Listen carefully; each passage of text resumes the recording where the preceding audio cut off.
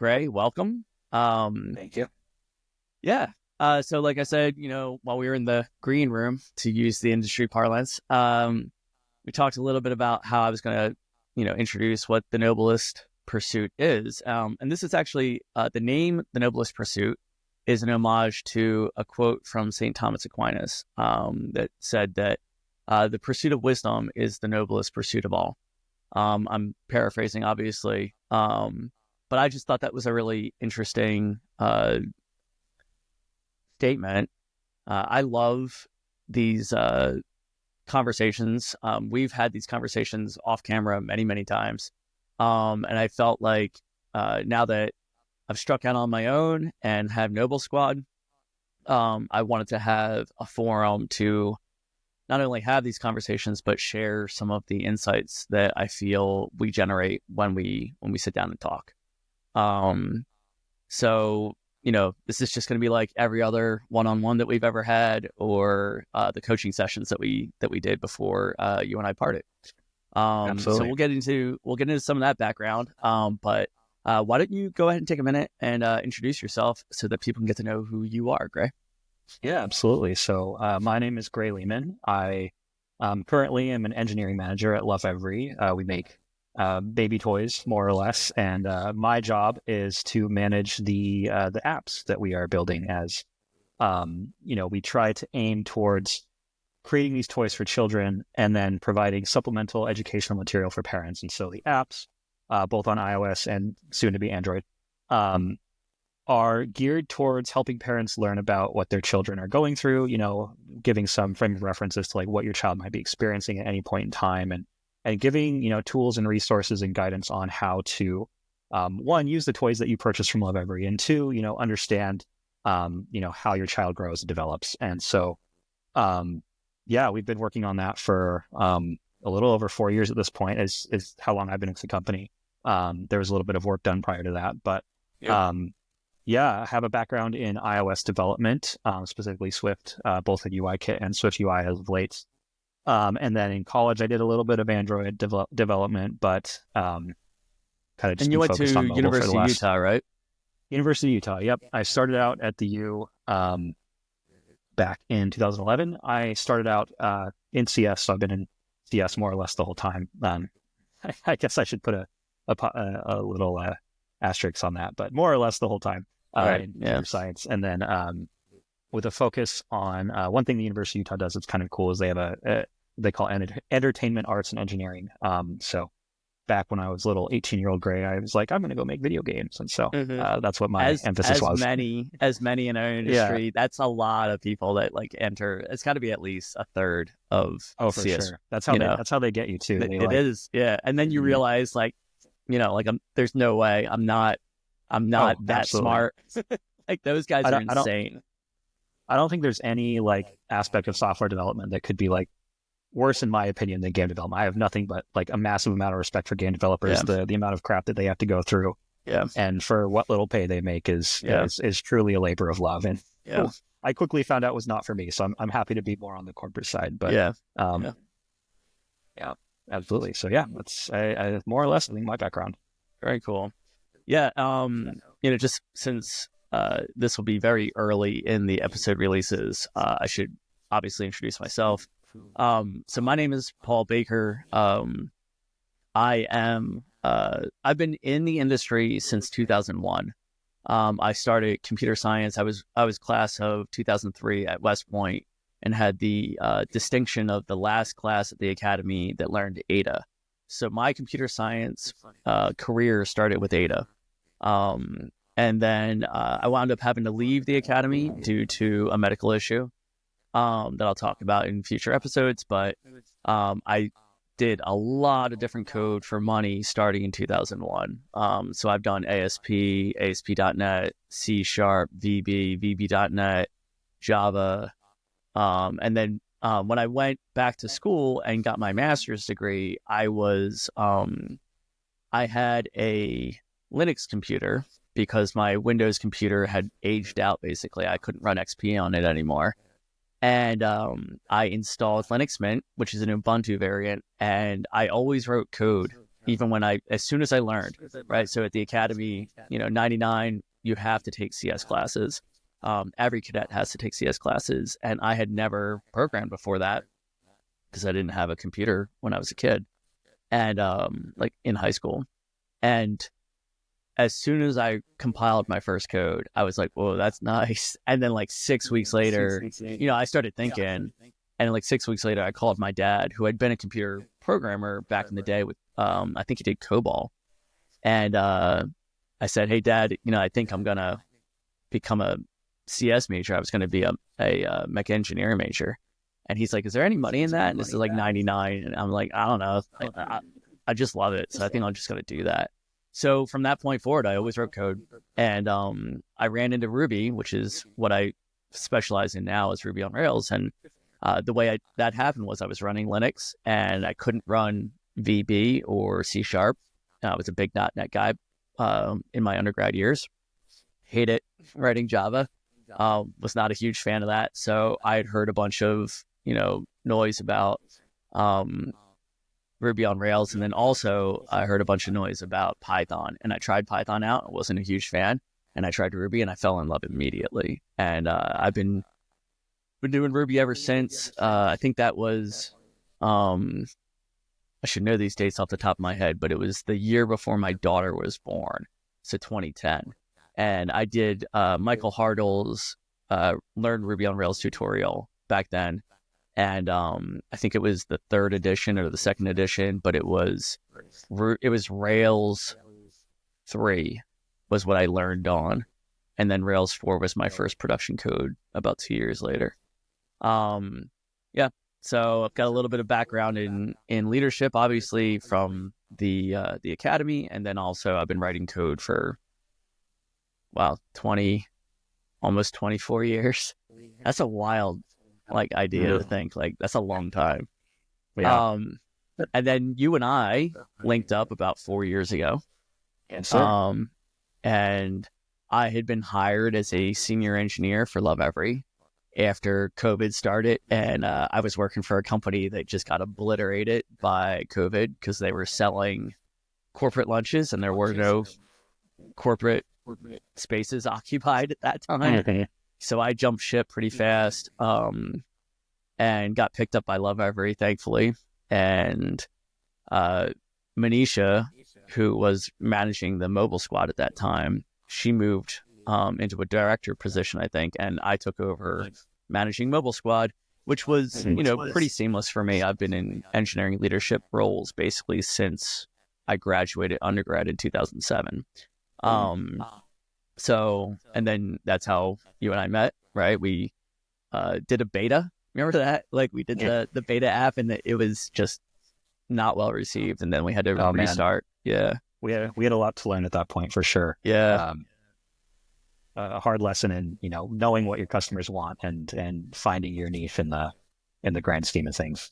Yeah. I mean, credit to Lovevery that we didn't just push forward. It would have been a disaster if we had just gone with the first app, because it wasn't the code, it wasn't even the functionality. It was the product market fit would have never happened, right? Absolutely, yeah. I mean, our users, we basically were building more or less a Facebook for new parents, right? And new parents already have that, and it's called Facebook. So right, and it's really hard to compete with something like that. I can't tell you how many times in my career people were like, it's just like Excel. Right? It's just make it just like Excel. I'm like, do you have any idea how much code has gone, blood, sweat, tears, polish has gone into Excel? That's a hard problem. Absolutely. Right? But yeah, competing against Facebook or Google, it's so easy to reach for those. Oh, my Google assistant is about to say something and chime in because she heard her name. Yeah. I'm actually going to pull the plug on that. There we go. So, lesson learned, right? Hey, this is the first recording. Got the first recording. Yeah, you got some kinks to work out. That's right. But yeah, so launched the app. So we went back to the drawing board, right? And then during that time, we picked up a couple of other teammates. Yanni was one of them, right? And then we got Lily and Evan. Evan came last, right? I believe that's correct, of our of the crew, of the early this OG. year, I think. Yeah. Yeah. Mm-hmm. But one of the things that I loved when we were pushing hard, right, to launch the app, was, I mean, we had done a really good job of staying on task, on milestone, right? And, at the very end, there's always a little bit that you have to go a little harder on just to make sure you hit your deadline. Especially as unknown unknowns come up, right? And there wasn't too much of that. We had actually done a really good job when it came to the quality of the code, I think, in my opinion. Totally. But one of the things that I loved was the Echo 419 culture, like touchstone that came out of that.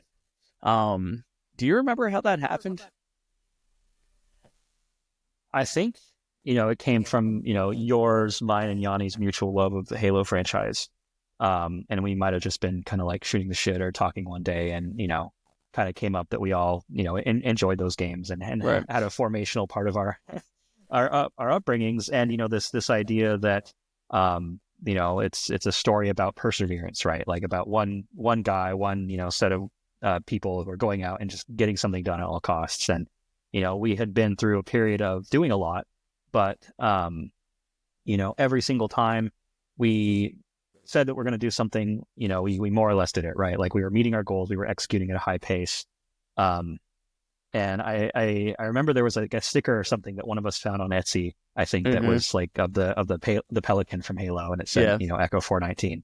And I think that's kind of how it got started, if I remember right. Yeah, I think, and it'll be interesting to talk to Yanni about that, but I think it was actually Yanni that pitched it. It might have been, yeah. And I remember I was doing one of my like pontifications about like how proud I was of the team and, how we had, hit our, goals consistently, sprint after sprint. And we had like just a little bit more to go. And I think it was Yanni had said something like, just like Echo 419, we deliver. And that became the motto, right? Like we deliver. And I thought that was so cool. I loved that. It's one of the things that I wanted to talk about in this episode is, or, just in this conversation is like the impact of culture, and how it has to be organic, in my opinion. Like you can't force it, right? It has to come from a shared experience, right? So anyway, yeah, that was Mobile Squad, and we had a great time. We were together for about 2 plus years before I split off. I think it was longer than that. So you joined 2020, Yanni joined 2020. So the three of us have been at Love Every, for, I think by the time you left, it was coming up on almost 4 years. It was 3 years, 8 months. Yep. Yeah. Yep. So, yeah, I guess, it would have been over 3 years because I had only transitioned off of mobile to the Money Squad. Just a couple months before, yeah. That's when I took over on the it's engineering manager side. Yeah. Yeah. So, I definitely wanted to talk more about your transition into engineering management because I think that that's such an interesting, like, topic for the industry. I'm partnered, and I know we've talked about this before, but Ola and I are partnered in Noble Squad in our new venture. And, he has a very different view when it comes to like career progression and engineering leadership just in general, which is more traditional. He comes from a much more traditional CS schooling background, and he's worked at very traditional, or not traditional, but like big, like Amazon, Microsoft, those types of places, where I've, done less traditional. So I went to Newmont University, or Newmont College now, but it was a computer science degree, but it did not focus on like algorithms and all of the sciencey stuff. It really focused on the team execution of code, which I think was like really valuable because that is how we deliver code. It is the reason that I've coined or named my agency, or our agency, Noble Squad, because I really believe that, software development is a team sport, not an individual sport. Oh, for sure. So, But yeah, I'd love to hear a little bit about like how you actually, your journey to become a C engineer, and then the decision to move over to engineering management. And maybe like, if you were to do that all over again, like what are your thoughts? Would you have done it differently? That kind of thing. Yeah, absolutely. I mean, I don't know how far back you want to start, but I've always kind of had a love of building things, right? Like ever since I was a kid, I like to get hands on and build something that I could show people that, say, hey, look at this cool thing that I did. I think each of us has like some sort of, that innate, desire, especially in software, right? To create and to build.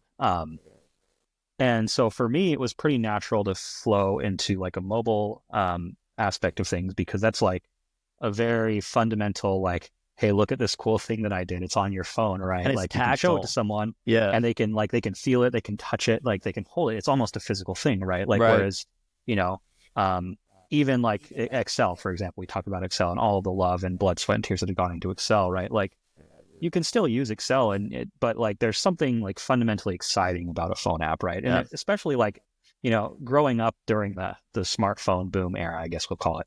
It's such a fundamental part of my, childhood development is like this, like watching the world of tech just explode, and these magic rectangles coming out, right? And be like, you can do what on the magic rectangle? You can play games, you can listen to music, you can browse the internet, right? Like it's just crazy. And so, a part of me always kind of like felt like I wanted to go into that direction in that space. And, when I started college, it was the engineering, arts, and entertainment, like I mentioned. Shout out to the University of Utah. It's a great program. I quickly found that I don't have a solid, or I didn't at the time have a solid like desire, understanding, or grasp of like really nitty gritty technical stuff, right? Like just wasn't for me. I remember sitting in a class. It was like 1 p.m. So right after lunch, and they had turned the lights down low. And I this very visceral memory in my mind. And we were talking about how we could improve our program's runtime by like billionths of a second, like by like making these like small optimizations. I just remember sitting there like, this is not what I want to do with my life. Yeah. This is like, I like the food was digesting, right? Like I was just like about to drift off into space. And so I didn't do that, right? I wanted to focus on things that, excited me and made me excited to be a developer.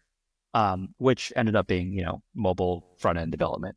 So when I graduated still some crazy college, stuff. Every time I watch you guys do iOS development, I'm like, Swift is insane. Like that's just black magic to me. There's definitely like a level of technical detail, right? And that was pretty early on in my college education, right? I was pretty green, and like I mentioned or alluded to before, I kind of took a roundabout way to graduating, but that's all right. We did it in the end. So, but when I graduated, I basically only knew that I didn't want to go do video games. Right. But other than that, right, the world was really, open to me in terms of what I wanted to do. I remember interviewing with Epic, not the video game system, the medical system, right? Like, I remember, wow. That would have been a very different career path. Somewhere in Madison, Wisconsin, I believe, right now. Which I hear is a great place. But ultimately, I ended up at HP of all places, and I got really, really fortunate in that I was hired onto a team that was focused on basically nothing at all that HP does. So when you think about HP, you think about printers, you might think about laptops, right? And we were still working on, but you think about hardware, right? You don't think about necessarily software when it comes to HP. But we were working on printing software, but printing from the cloud. It was a pretty like forward-thinking group at HP. And so when I got hired on, we were just tail ending a service where you could it was basically like cloud printing, but it was like local on-prem deploy. So it's kind of like halfway in between. And we were just wrapping that up, and my manager was like, we're going to do true cloud printing, right? And this is something that already existed through Google, right? But HP has to do their thing. And, right. We're going to try to make it better, right? We're going to try to make it as good as we could. And I'd been working with my manager, and he knew that I kind of had an interest in doing mobile development because the team at the time did have an Android team. They were doing the Android client for this on-prem printing solution. And with this new cloud printing solution, we were going to do iOS and Android. We didn't have any iOS experience on the team. And he was like, hey, do you want to do iOS development? And I was like, yes, that sounds awesome. I had taken a class in college that had done mobile development. So I'd covered Android and iOS. I had an Android phone at the time. I'd never touched Swift. We were doing Objective-C when I took the class. And to be honest, I didn't do great in class. But, I was very excited for this. And I was like, okay, I'm going to, just try my best and, really just give it my all. Because one thing that I've found over the course of my career, and it's not been a long career, right? Like I'm pretty young. I graduated 2017, right? Right. Still a long ways to go. But one thing that I've found both in my professional and personal life is that I really, really love trying new things. And I a lot of times will just become hyper focused on something. I'll be like, okay, this is now my hobby, and I'm just going to deep dive and learn more than you could ever conceivably want to know about a topic. That's going to be me in the first 3 months, and then I'll eventually burn out and move on to something else. Sure. But that's kind of such a typical archetype for a developer. Like if you're going to be a good developer, you really kind of have to be able to do that. So absolutely. And so I started focusing on iOS. Like, how could I learn iOS? I was reading, like Swift tutorials. We adopted RX Swift, which is a concurrency package, which I attribute a lot of my success to understanding RX Swift very early. Not because RX Swift is some like great package that everyone should go out and learn, but it forces you to think in really like roundabout ways. And once you start to get it, it really just opens up a world of possibilities, and it forms those connections in your mind as like, how can I think about things in such a roundabout way as to, find the right solution or a solution that's going to work in a tricky situation. And it did pair really well into Swift UI later on with the combined framework and things like that. But, we basically built this app and it worked. It was great. And one part of it was, we had this Bluetooth package that was kind of fun, where the printer would emit a Bluetooth signal. And when the phone came within range of the Bluetooth signal, Bluetooth Low Energy PLE, pick it up. It'd pick it up. And nice. So a distinct part of testing was me wandering around HP's campus with my phone and my laptop in my other hand, like, because I wanted logs, right? Like, so I had my phone plugged into my laptop, and I was like, okay, it's going to come into range, and we're going to see what happens. You're like the OG Pokemon Go then. Yeah, exactly. So I definitely probably got some strange looks, while I was walking around with a Mac at HP, right? Like, right. But, it was just fun, right? Like, that's like, it's just, we were doing things that none of us really knew what to do, or how to do it, right? Like, no one had ever tried to put BLE into a printer and pick that up on your phone. And like, how small could we get the radius, right? Like, how could we manage push notifications when you did? And then like print from, like, it's all like, it's very mundane stuff, printing, but it was fun. And I loved it. And as all things do, right? Like, especially with a larger organization like HP, right? Eventually reorgs come and things happen. To where I found myself looking for a new position, and a person from my team at HP, Jessica Peretti, who's still at Love Every, he's been at Love Every longer than I have, was like, hey, we're looking for an iOS developer. Do you want to come work for Love Every? And so I was like, okay, I might as well shoot my shot, right? And at that point, it'd been a little while since I'd done iOS. So we built the iOS app. We kind of did a similar thing to Love Every, where we restarted it from scratch.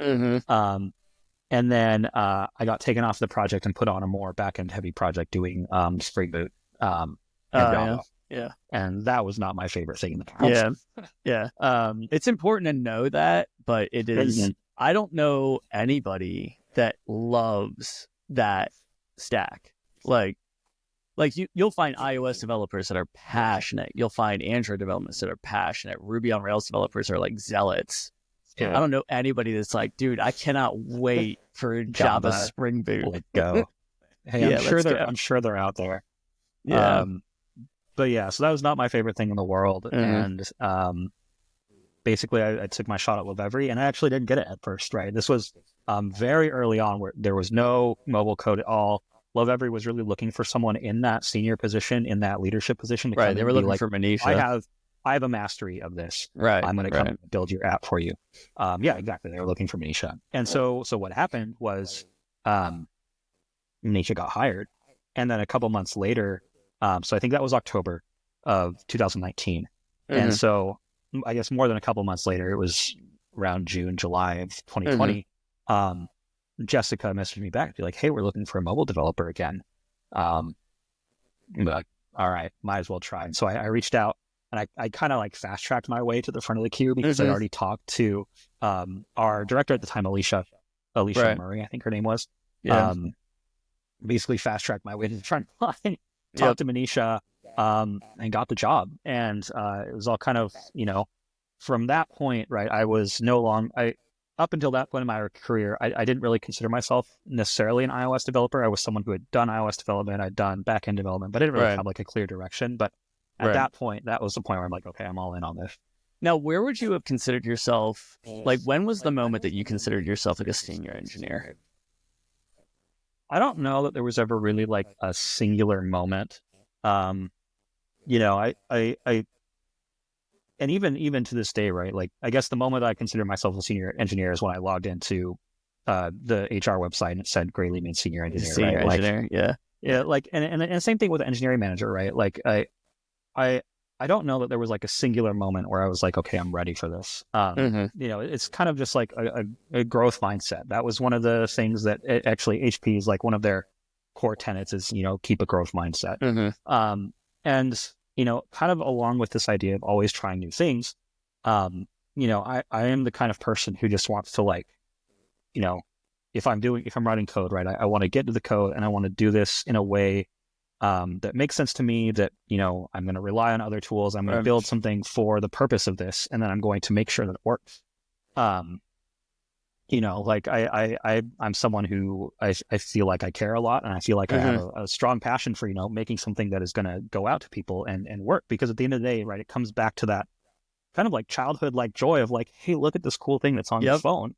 Do you want to see this? Do you want to play with this? Right. It's, and if people don't have a good experience on a mobile device with an app, they're going to delete the app, right? Like for someone to download your app is honestly such an incredibly high bar, because, there's so few apps that I actually regularly use on my phone. So for an app to be in that, collection of apps that someone uses, you have to really nail it.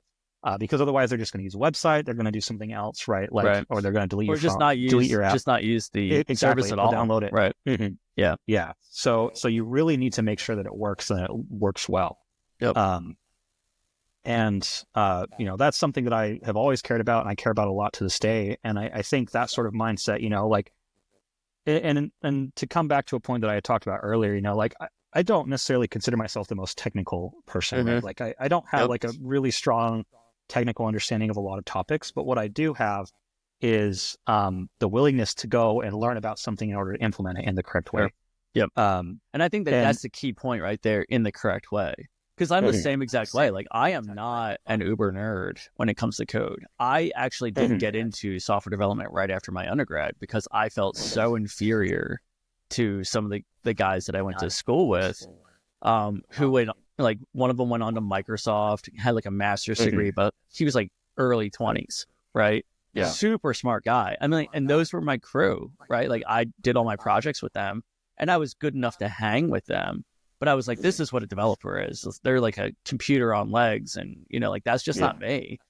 And what really, like, got me back into, because I have a master's in business intelligence, but really got me back into software development was the Ruby community and the Rails framework, because that way, like, it was like, this is the way you do it, right? Like, this is the way. And I was like, I'm a Mandalorian. Like, I'm a Ruby Mandalorian, right? Like, like, this is 100% the way, right? And you can argue against that, like, that you have a different opinion.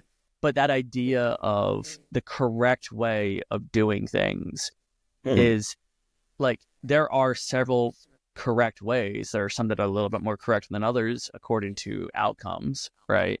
But one of the things that frustrated me so much in software development culture up to that point was that everybody just made it up as they went, right? At least that was my experience. Like, I was in prior code shops where I was, a junior developer, and I was like, why is it that we have to talk to the smartest dude here to understand anything? Like, there's one dude that understands our architecture.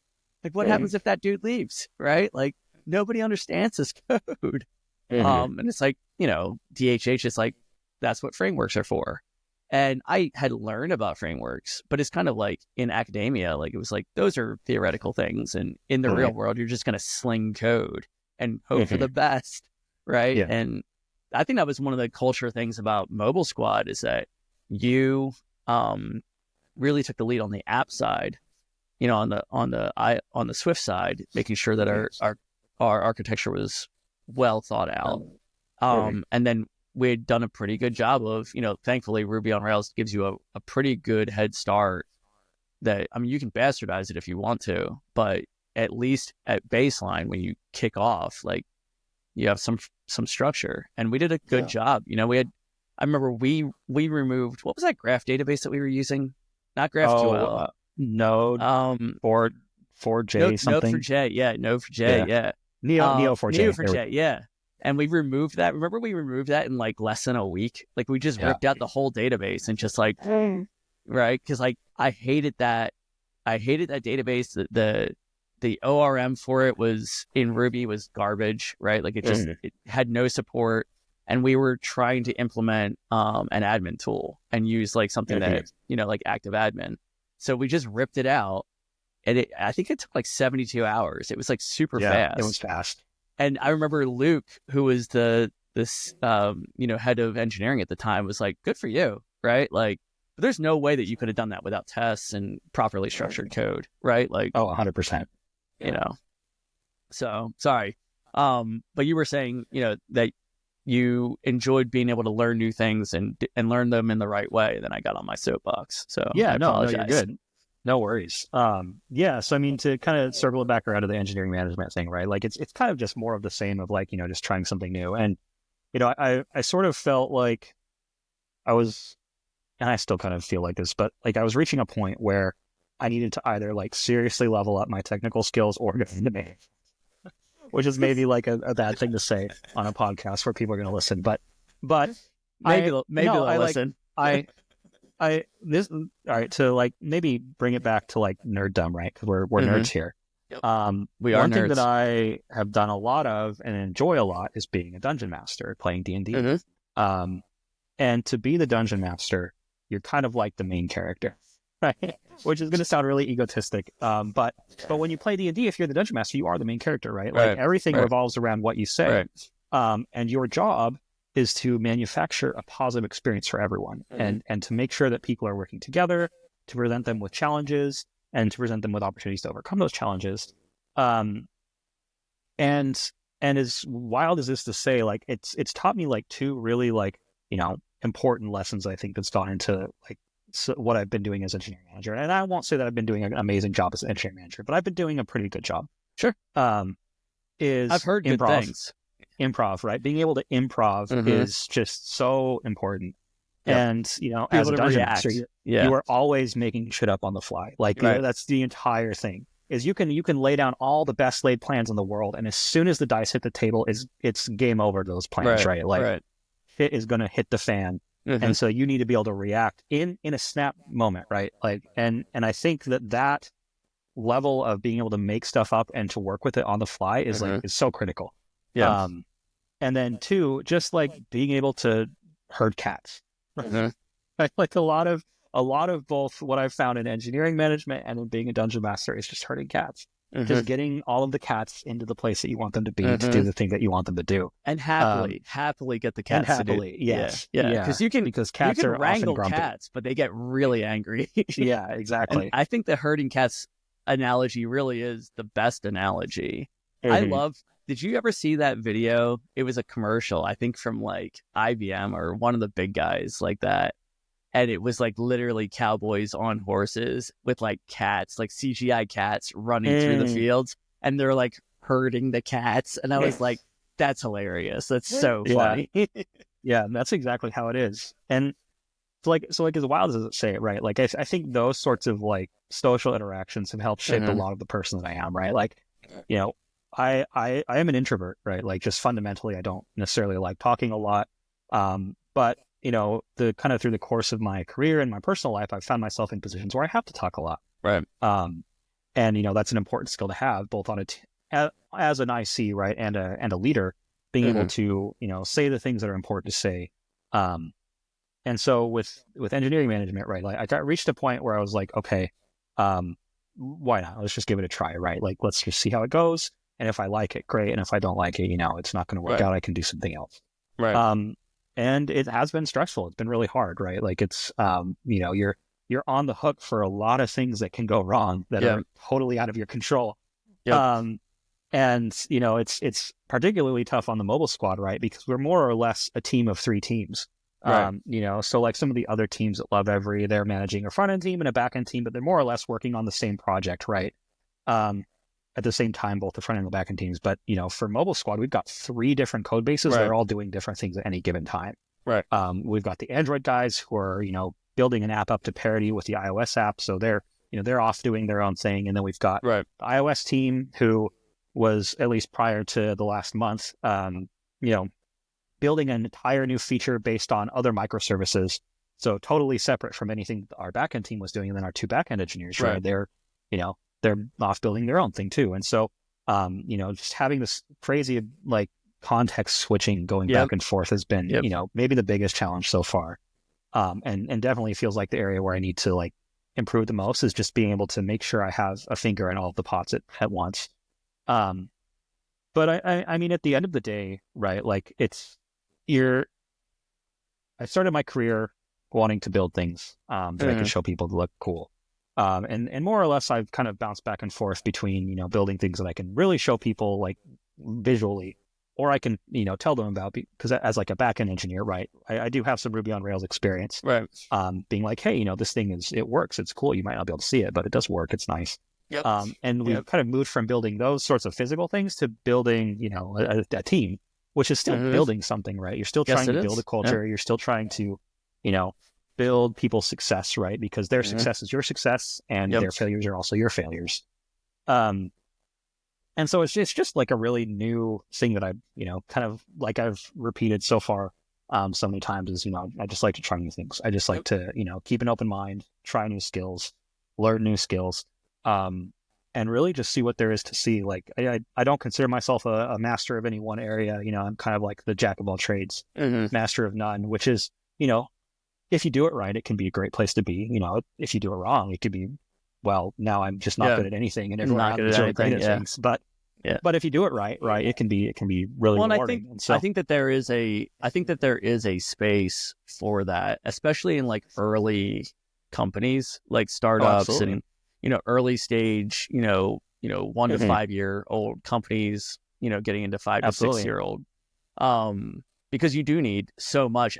And I think that the thing that people don't realize, is how valuable it is to have someone like yourself, like you, Gray, that could switch hit, right? Because you just don't know what the pitcher's going to be, right? Like, to use a baseball metaphor, right? Like, I don't know exactly what my sprints are going to look like 6 months, like 3 months from now. But I do know that if I have to, I can ask Gray to step in on Ruby on Rails back when I was on the squad. Yeah. Right. Absolutely. And that's so valuable. I mean, like, that's kind of why, like, the industry is all about, like, oh, like, I'm a full stack engineer. Like, that's actually not true. Like, no one's truly a full stack engineer, because you do need to be, like, and you wouldn't even, I've never heard you refer to yourself as a full stack engineer. You refer to yourself as an iOS engineer. You just happen to be able to do backend as well. Absolutely.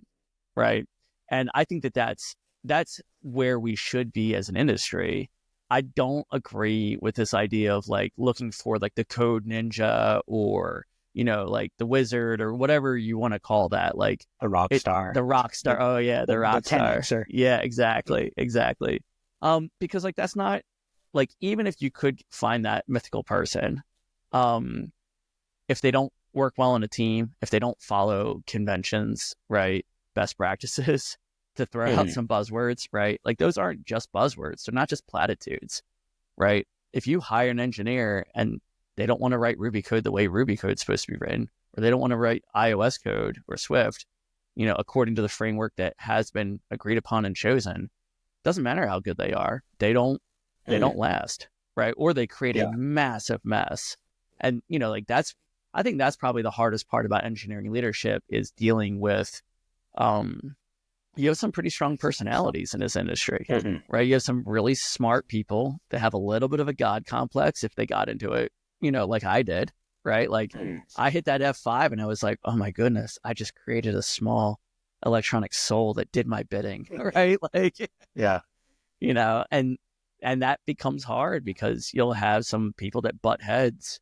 And I think that the important thing is, like, to your point about being able to improv, is that, like, you need to be able to react to if the dice came up positive or did not come up as positive as you needed them to, right? The sprint didn't go well.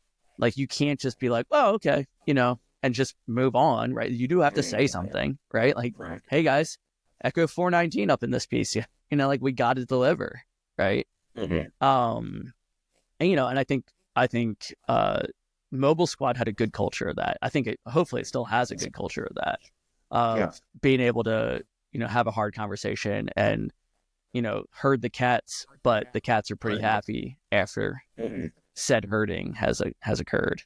Yeah, I like to think that we do. I've been on, for the audience's knowledge, I've been on paternity leave since, early or late August. So I don't really know what's going on with my team right now. They could be, everything could be on fire for all I know. But we've had tough conversations on the team, right? And I think we have a really strong set of people who, more or less want the same thing, which is to be successful. And I would much rather work with someone who doesn't have a strong technical sense, but really wants to do the right thing and really wants to be there, versus someone who does have a strong technical sense, but, doesn't care necessarily about the team or wants to do their own thing, or, just doesn't want to be there. Yeah. What, so I know when I pitched the idea that you would take over Mobile Squad and I would move on to another squad later, we did a little bit of mentorship before that actually happened, and we were reading The Speed of Trust. Was that helpful at all? Has any of that, like, impacted the day-to-day since, the last year or so that you've been running Mobile Squad? Yeah, absolutely. I mean, this idea that trust is a thing that it's almost like a commodity, right? Like you can gain increase it, you can give it away. Yeah, you can buff it. You can yeah, exactly. Like, it's something that I think about, right? Like, how much can I trust my ICs, right? And I want to make sure that we keep that trust high. And if I do something to break their trust in me, or if they do something that breaks my trust in them, that's a problem, right? And that's something that we need to overcome and to fix. But we can do that, in a quick way if people have a good attitude about it. Right. I think go ahead. I was just saying, and I think that, one of the things that I try to instill in, my own personal life into them is this idea that, it's okay to mess something up, right? Like, no one's perfect. People are going to get something wrong. Own that and then just move on from it, right? Like, it's okay to say sorry. It's okay to, to not get something right. Right. And, that's something that I kind of learned pretty early on in my career when I was, fresh out the gate, very green, is that, in a healthy organization, people want you to succeed, right? Yes. They want you to do a good job. And it's such a kind of a different, feeling from when I was in university, right? Is like, cause there you're not necessarily competing unless you're on like some sort of weird bell curve, but like, you have to get it right. You have to get it right, or it is truly like a do or die, right? Like, you fail the class, you got to take it again, you don't graduate, right.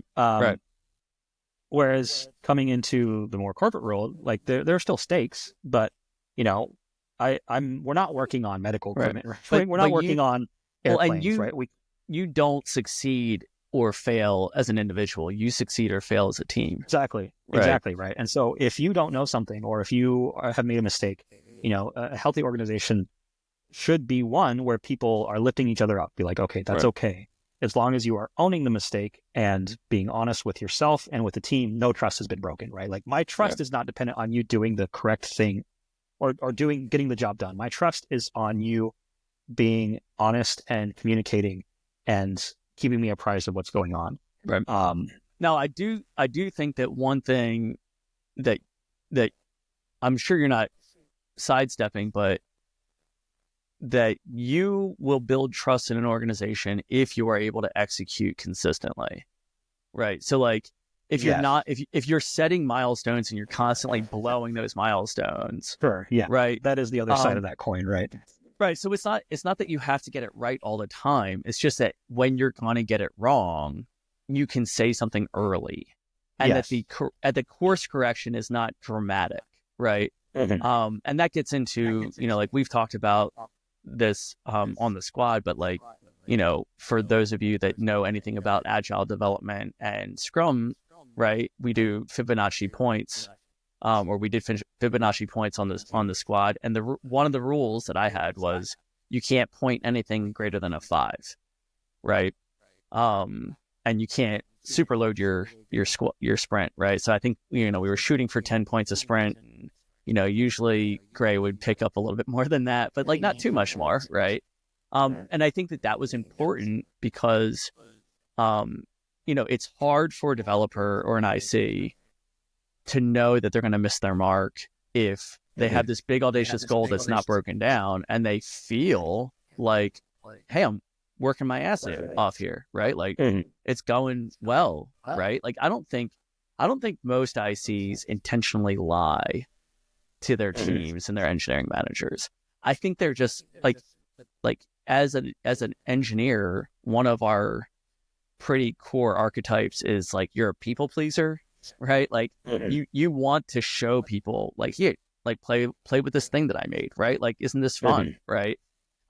So, and one of the things that I think is a challenge as an engineering leader is being able to get people to just be honest with you, not because they're trying to be dishonest, but like they just don't want to disappoint you, so they don't tell you what you really need to know.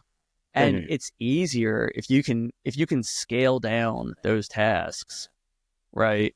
To be like, like a 3 should be done in a couple of days. A 5 is like no more than a week, right? Like, and like if you blew past that, like what's going on, right? And that's okay. But like, I think the harder conversations are when you have like, a single milestone that's like 4 months into the future, and like all the tickets are, 20-point tickets. And it's just like, right? Like, what's going on here, guys? Nobody knows. It's not that they don't want to tell you. They just don't know.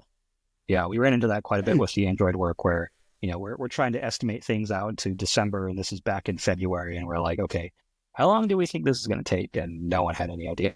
Right. And we gave it our best. But yeah, and I think to that point, right, like, making sure that even if an IC, right, is not someone who is contributing necessarily at the level that you'd expect, right? Like say that you've got everyone is committing 10 points and then someone else is only committing or completing like 6 to 8 points, right? Like, that's maybe not the ideal situation, but you can work with that if the person is being honest with you. If you have the trust in that person to tell you the right thing, right? You can say, okay, we're going to scale back your points.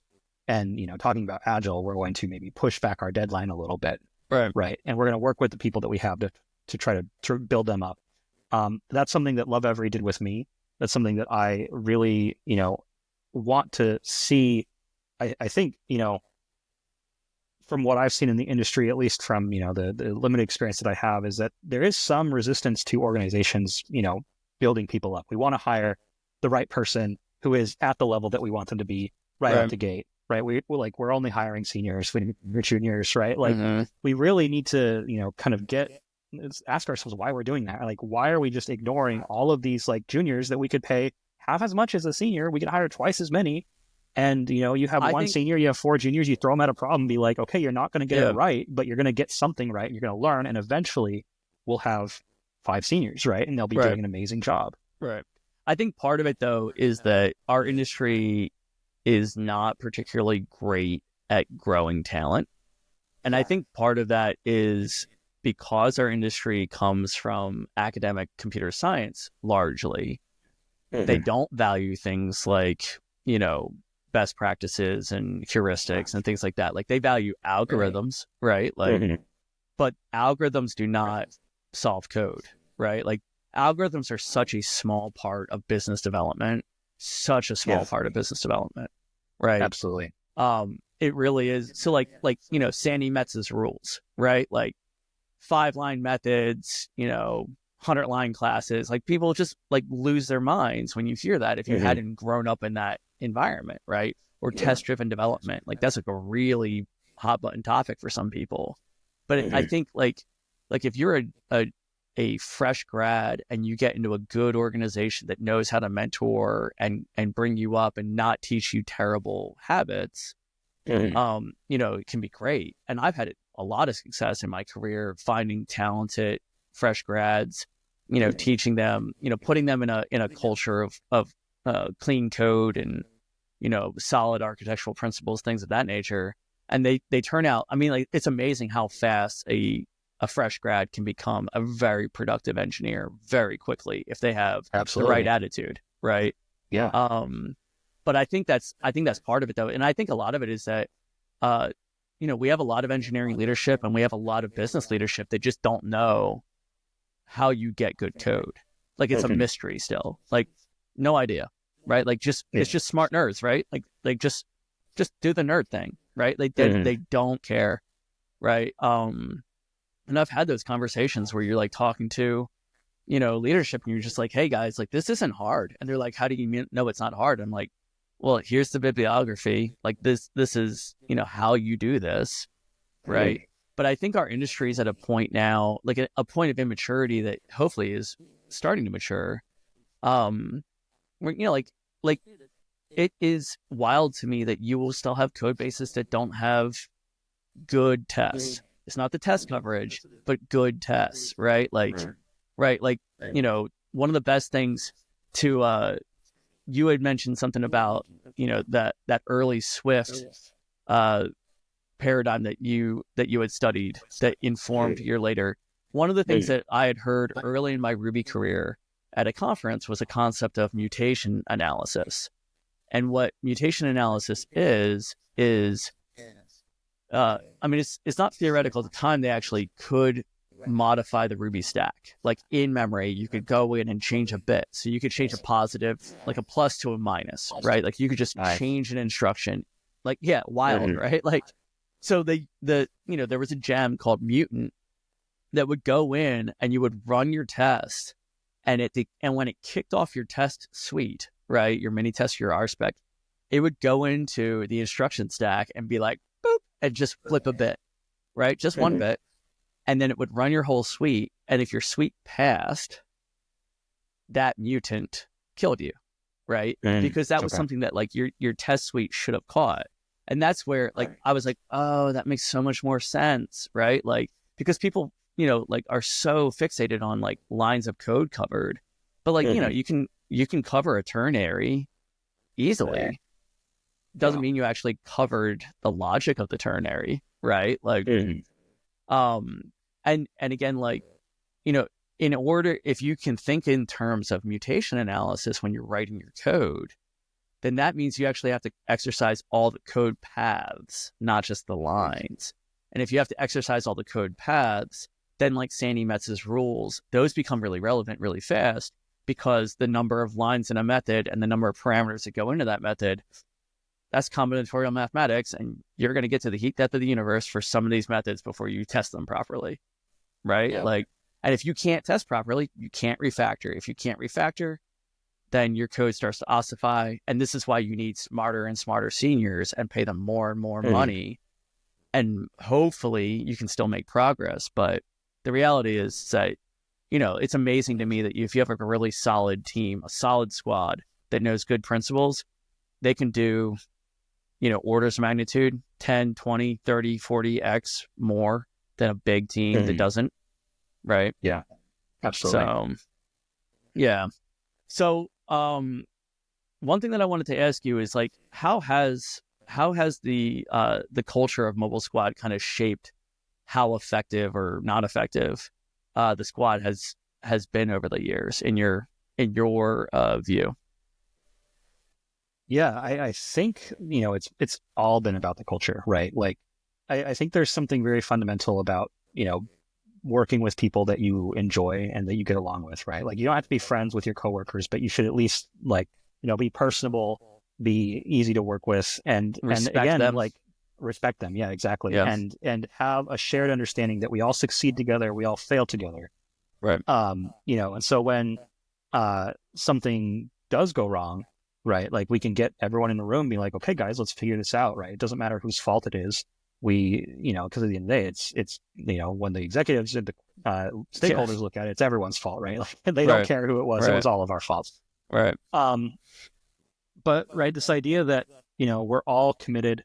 We all want to be here, right? Like we all are, in enjoying ourselves, but enjoying the work. The challenge is interesting, and the product is interesting, right? Like I think that's a big one for me personally is, so when I worked at HP, right, and I mentioned like working on the app, right, walking around the building, testing the BLE stack, right, like building, weird functionality in the app that, none of us, we're all new to iOS. We'd not done any of it before. It was really enjoyable.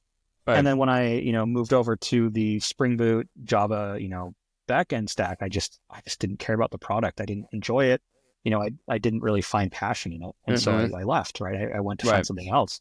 And here at Love Every, I think we have a really noble goal, right? Like to talk about noble pursuits, right? Like educating families and, increasing their wisdom, right? Like, and as a new father, I've been looking at the app. My wife's been looking at the app, right? Like it's been 4 years and I haven't actually read any of the content in the app until my son was born. But, this idea that we're helping people is a very noble pursuit. It's something that I find a lot of value in. And, the project is very interesting, right? Like it's not the most complicated of apps in the world, right? We're not doing like anything, or at least when I was in IC, I wasn't like really pushing the envelope of like, wow, this is really truly groundbreaking tech. But you're not doing like cutting edge MLM, just large language model. Like throw some more buzzwords in there. You're not doing any of that stuff? Yeah. No blockchain. No blockchain. No, dude, you're not doing blockchain? Everybody's doing blockchain, bro. Oh man. When I was in IC, right, we weren't doing much of that, and I can't speak to the future of the app necessarily, but this idea that, it was fun to work on, right? Like it was enjoyable to work on. And then, even doing Ruby on Rails, like as much as I have a lot of opinions on Ruby and Ruby on Rails, right? Like it is much better than Spring Boot. I can just go and make something happen. It may not look the best to someone who actually is a professional, expert in Ruby on Rails, but at least it works. And so like having that like fundamental joy and then working with people who you like, people who want to see you succeed, right? Like, our relationship while we were both at Love Every, right? Like I really truly appreciated and am, very grateful for that mentorship, right? That ability to be like, hey, we are going to grow you into a senior and then into an engineering manager, right? Like and other times in my career, like I haven't had that mentorship or, like I haven't had people care about my personal success. They're just like, oh yeah, you've been doing a good job. Okay, cool. We'll talk about, changing your title next year, this time next year, like check back in. And right. Like there's not been that coaching, but having that sort of environment where people are building each other up, people are, helpful, they're friendly, the code is interesting. I think all of it just kind of together, makes for a really positive and healthy and fun place to work. And people who are in those sorts of scenarios are going to work better, right? Yeah. They're going to be more productive. You could have the greatest engineer in the world, but if he's on a team or she's on a team where they just, no one is friendly, everyone just kind of like goes heads down, they don't talk to each other except for, 30 seconds and stand up, and then, like their manager's kind of grumpy and then they go home for the day, right? Like that person's not going to be as productive as someone who is maybe a little less technical, but is like, hey guys, I just ran into a problem. And then everyone jumps on a Zoom meeting, right? And we're having, we have weekly ceremonies where we check in on people. Like we have, team building, it helps increase that productivity to feel wanted and to feel welcome. Happy birthday songs. Exactly. Happy birthday songs, right? Like, so that's one thing that's really important to me. Maybe I feel like it's a little too important, but making sure that people want to be on my team, that people are, feel comfortable talking to me, right? Like I'm one of the youngest people on the team, right? And sometimes I think about that when I'm, talking to someone and I'm their manager and they're reporting to me, right? Like I want them to feel like I'm their manager, but I also want them to feel comfortable talking to me and like, I'm not going to get mad, or I'm not going to be, like punitive, upset or right? punitive. Exactly. Like, I'm going to Right, respect you as a person. I need you to right, respect me as a person, right, and we can work through this and get through the right. other side. I mean, and I think like there was a great example of that early on in the squad when I was running Mobile Squad, where we had, two different team members, and one had beef with the other, and it's kind of like, hey, like, I can't make that go away by myself. We have to sit down and talk as a group, right? Like, we have to sit and have the conversation. And it's kind of like, like, good team dynamics is almost kind of like a good marriage or a good family, right? Like, it's about communication and trust at the like at baseline, right? And like, you do have to do your job, and you have to like execute and like fulfill your commitments, right? And again, that's like, that's one of the things that I have to do with myself, is that, having struck out on my own, I have to set my own commitments to myself and then keep those commitments. And if I don't keep those commitments, I look back on a month or a week or, a couple of quarters and go, oh, shoot, right? Like, I just wasted all this time, right? And like that broken trust, even with yourself, is hard.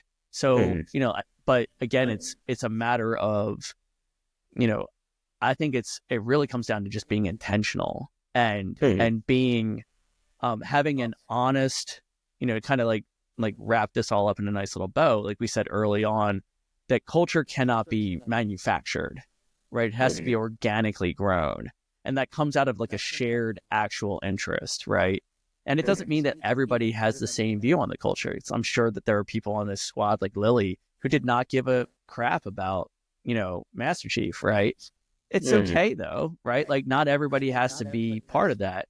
But one thing that was true is that, like, being a part of the squad, being a part of Mobile Squad was a thing, right? Like, it's very much, it was like a, a badge of pride, right? To be part of Mobile, right? And even if you Absolutely. weren't, even if you weren't a Halo nerd, it was still a thing that we were all like part of, like a, kind of like a club, right? And I think that you can do that within a company. You can do that, like, as a company as a whole, right? Or a department or whatever. It doesn't really matter. It's just like this idea that, like, I belong, and that part of that belonging is that, to what you said multiple times, which is, everybody wants everyone to succeed, right? Like, that's part of like a good culture. And the only way that we can do that is by being honest and communicating what is happening, right? Our perspective, our read on the situation.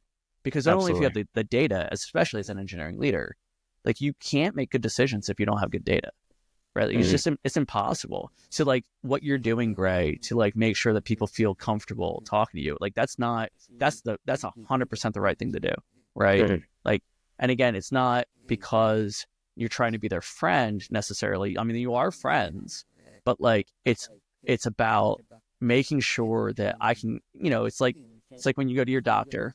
If you're not honest with your doctor, they can't help you. And it's the same thing with your engineering leader, right? Like, you have to foster that culture of respect and trust as a leader, so that the people that are on your squad or your team will give you the information voluntarily. Because there's no bureaucratic process that's going to solve that problem. If they don't trust you, it doesn't matter what you do. You can't force them to give you that information. And without it, you're blind. So, well, cool. We're at an hour, but I wanted to close out. I got a couple of questions for you, lightning round, so to speak. Good. Let's go. Yeah. So, do you have any professional kit? So tools, books, podcasts, anything like that, that you would recommend? Something that will sharpen the saw, so to speak. Oh, like I said earlier, play D&D. Play D&D. That's a good recommendation. No, find a way to, have a creative outlet. I think that's really important. Some people enjoy coding in their free time, some don't. I personally don't really enjoy coding in my free time. I like to, explore other avenues of creativity, and, working on something, building something, or, like, finding ways to practice those professional skills in ways that you enjoy outside of work, I think is really like important. 3D printing you're into Sure. recently. Yeah. Yeah, like finding ways to engage your brain, whether it's like reading a book or, one thing I've been doing recently is painting Warhammer models, right? Like Mm-hmm. it's really interesting to think about it in a technical way of like, okay, if I put this color down and I, blend it with this color and Mm-hmm. layer over it, right? Like it's just like ways to get your brain going, outside of work and to, give you a fresh perspective on things. Mm-hmm. Within the professional environment, right? Um, like I said, my background is in iOS. Unfortunately, you have to deal with Xcode. Apple, please, Tim Cook, please, if you're listening to this, please make Xcode better. I'm begging you. But no, like I think there's value in understanding how your phone and your devices work. Like even if you're Mm-hmm. not a phone developer, a mobile developer, right? Like maybe just give it a try. Like maybe download Android Studio, download Xcode. It's Mm-hmm. free. They're both free. Go through a tutorial, like understand like how the thing that you're holding in your hand functions. I think there's a lot of value in knowing how things work. From my perspective, right, that I've found a lot of times that the more that I understand how something works, the more that I'm able to, interface with that thing. For example, Right. and now I'm just going off completely on a tangent, so I apologize. But That's totally okay. 2 years ago, I learned how to drive manual. I bought a Mm-hmm. Miata and I learned how to drive stick. And one thing that really clicked in my brain to make me better at driving stick was understanding how it worked. Like what actually happens when Right. you push down the clutch, right? What happens Right. when you move the shifter in the right position? Yep. And the same thing applies to tech, right? Like learn about, if you're a front end developer, right? Learn about the back end, right? Go download, go walk through a Ruby on Rails tutorial, or if you're a back end developer, right? Like go, build a website, not Yep. a whole website, right? But like go try something new. Go, try to understand how these areas of tech outside of your domain work. Yep. And then, I maybe think lastly, the best product engineers or product designers and like visual designers have a little bit of that, right? Like yeah, they actually know because you learn the limitations. That's the thing that you're absolutely. learning, right? Like, Mm-hmm. oh, I can't just slam the clutch, right? Like, no, there's like gears, dude, right? Yeah. Like, Yeah. that's why it goes rum, rum, rum, and like, like, that's a problem. Yeah. If you're So going to like, dump the clutch, know what you're doing. yeah, exactly, exactly. And I think that's a really good point, Gray. Is like, if you learn a little bit, like it's not that you're going to be a professional, you're not changing your career or anything like that. You're not going Mm-hmm. to like, you're still going to do what you're doing, right? But you're Yeah. going to be more informed in the limitations of the person with when you're speaking to the person that has to interface with you, right? Exactly. Oh, I can't do this magical thing because that's Mm-hmm. like computer science doesn't allow for such a thing. And you can Yeah. learn those limitations pretty fast, right? Like, Exactly. You're gonna gain a ton of empathy for the people who uh-huh. you work with outside of your domain, right? Like as a mobile front end developer, I have a lot of empathy and understanding for what the back end guys are going through because I learned and I know how to write back end code, right? So I'm not going to go ask them for everything in the kitchen sink because I know what they're going through. I know what that's going to take, and vice versa. For example, like you brought up with designers, right? Lily understands very fundamentally like what is possible and what is not, and that's not Right. something that comes overnight. That comes from working with front end developers, and having those dialogues. And Um, respecting exactly. their craft, right? Like Mhm. not just Exactly. Like wishing it away. Like hope is not a strategy, right? Like, if as an IC, right, if Lily asked me for something, right, like I need to both consider her as a designer and my respect for her and be like, okay, I will try to make this happen. And then on the other hand, she's going to respect me as a developer if I tell her this is not necessarily possible. Let's figure out a different way to approach or this. it breaks a paradigm, it breaks a tool Exactly. chain, right? Like, yeah, we can do it, right? But it's Hmm. like, do you really want a chimney in the middle of your garage? Like, we can do that, but Yeah, like, there's a cost, right? Like, but exactly. like, it's hard to have that conversation when not everybody has a shared, you know, lexicon for what those costs Absolutely. are, right? Mhm. Absolutely. And then So, the last thing I'll plug is that if you are interested in iOS development, if it's something that you have an iPhone, it'd be cool to build an app for. Go check out Paul Hudson, 100 Days of Swift UI. Swift UI is the future. I yeah, apologize if you love UIKit. I love UIKit too. You can do a lot with it, but 100 Days of Swift UI is very good. And Paul does a great job of explaining things in a very easy to understand way. And he spaces it out. It's 100 days, so you don't have to do all of it at once. You do one simple thing every day, and by the end of it, you're building it out, and it's a lot of fun. So give that a look at, and I think that's it. Cool. All right, so last question. What's something you've been passionate about these days? I think I know what it's going to be, but what's currently stoking your fire these days? Well, I have a son now who I didn't have 2 months ago, so that's pretty cool. He's a little guy. He likes to sleep a lot, which is nice. Like I said, I like to paint Warhammer models. It's fun. It itches my brain in a way that most other things don't, which is nice. It's good for my mental health too. And that's another thing. Like, take care of yourselves. Find something to do that is good for you, that isn't doom scrolling, because it's so easy to just open up Reddit or Twitter and just like, oh, actually the world's ending. Okay, cool. Put that down. There's literally nothing you can do about it. The world is going to end or it's not going to end. One of those two, but there's no way that you can influence it. So put that down. Go find something that, is allows your brain to relax, allows your brain to grow, to grow. Right. And I find that when I'm, doing things like painting Warhammer models, like I'm at peace, right? Like my brain is not like trying to think about, oh God, my son is going to grow up and, this horrible world. I'm thinking about like, cool, paint. It's fun. It looks nice. And I'm getting better. Like, that's one of the things I think that, I like to say, like, you're either, well, it's not my thing, but you're either growing or you're dying, right? Like, I have this thing with the people that care about me because I'm bipolar, right? Like, it's important for me to either be growing or know that I'm sliding backwards, right? Like, absolutely. And I think I think like bipolar people are kind of like canaries in the coal mine when it comes to mental health. Like, I think everybody struggles with the same basic things. Our slopes are just a little bit more slippery and a little bit more angled, right? Yeah. So like, if you're in a rut, right, and you've been doing the same thing, you wake up, you doom scroll, you go to work, you come home, you doom scroll, you go to sleep, right? You throw some like garbage food in your body, you don't exercise at all, and right, like, you're gonna feel terrible, right? And it's gonna feel pointless and hopeless, right? But like I actually, in my mid career, I was spending so much time working that I was procrastinating a ton, and I couldn't understand why, because I had never been a procrastinator.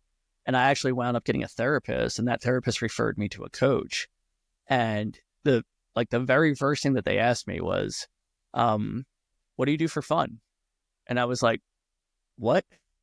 What do you mean? What is fun? Right? I had been so far removed from it for so many years because I was on the grind so hard, right, that I didn't know what I liked to do, right? It was like the question, like, it might as well have been like, hey, what do you want to eat for dinner? Like, no idea, right? Like, you could give me all the options in the world. I don't know. And that practice of getting back into, at first it was classic Nintendo games, and, I do pixel art with perler beads or whatever. But like, it's that basic stuff.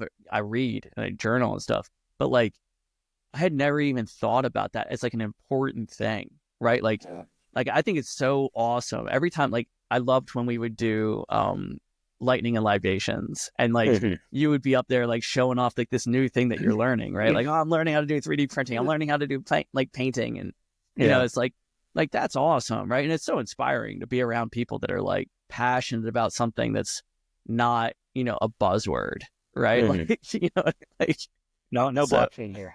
No blockchain. Bro, have you heard about blockchain? Oh God. Yeah, I have heard about it. Have you dipped into the Ethereum?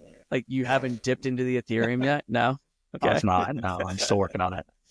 I mean, no shade on that or anything like that, but it's just kind of funny because like, are you really that passionate about blockchain, or are you just looking to ride a wave, man? Like, if you are, like, that's freaking awesome.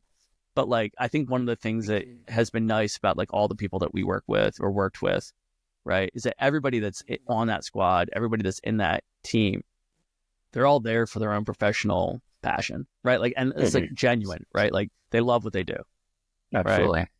So, well, anyway, Gray, dude, it was so good to hang out with you.